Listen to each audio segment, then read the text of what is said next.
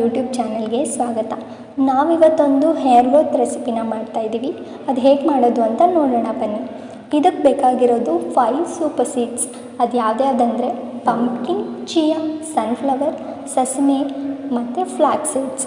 ಈಗ ನೀವು ನೋಡ್ತಾ ಇದ್ದೀರಾ, ನಾನು 4 ಟೇಬಲ್ ಸ್ಪೂನ್ ಆಫ್ ಪಂಪ್ಕಿನ್ ಅಂದರೆ ಕುಂಬಳಕಾಯಿ ಬೀಜ ಹಾಕ್ಕೊಂಡಿದ್ದೀನಿ, ಮತ್ತು 3 table spoon of chia seeds.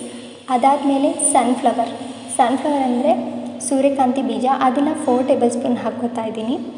ಅದಾದಮೇಲೆ ಸೆಸಮೆ ಅಂದರೆ ಎಳ್ಳು, ಇಲ್ಲಿ ನಾನು ಬಿಳಿ ಎಳ್ಳು ತೊಗೊಂಡಿದ್ದೀನಿ, ನೀವು ಬೇಕಂದರೆ ಕಪ್ಪು ಎಳ್ಳು ಕೂಡ ಉಪಯೋಗಿಸ್ಬೋದು. ಅದಾದಮೇಲೆ ಫ್ಲ್ಯಾಕ್ಸ್ ಸೀಡ್ಸ್ ಅಂದರೆ ಅಗಸೆ ಬೀಜ. ನಾವು ಅಂದ್ಕೊತೀವಿ ಅಗಸೆ ಬೀಜನ ಹೇರ್ ಪ್ಯಾಕಿಗೆ ಮಾತ್ರ ಹಾಕ್ಕೋಬೇಕಂತ, ಹಾಗೇನಿಲ್ಲ.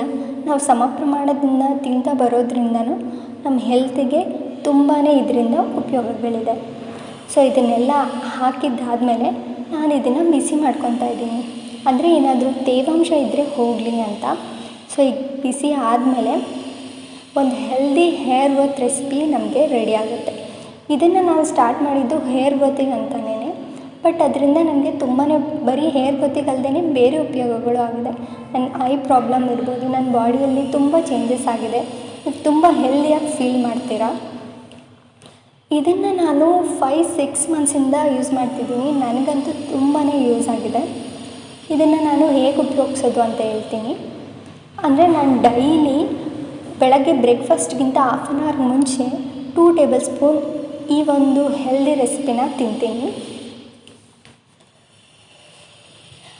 ಆಮೇಲೆ ನಾನು ಒಂದು ಕೇಳ್ಕೊತೀನಿ, ಯಾವುದೇ ಒಂದು ಪ್ರಾಸೆಸ್ ಸ್ಟಾರ್ಟ್ ಮಾಡಬೇಕಾದ್ರೂ ರೆಗ್ಯುಲಾರಿಟಿ ಅನ್ನೋದು ತುಂಬ ಇಂಪಾರ್ಟೆಂಟ್ ಆಗುತ್ತೆ.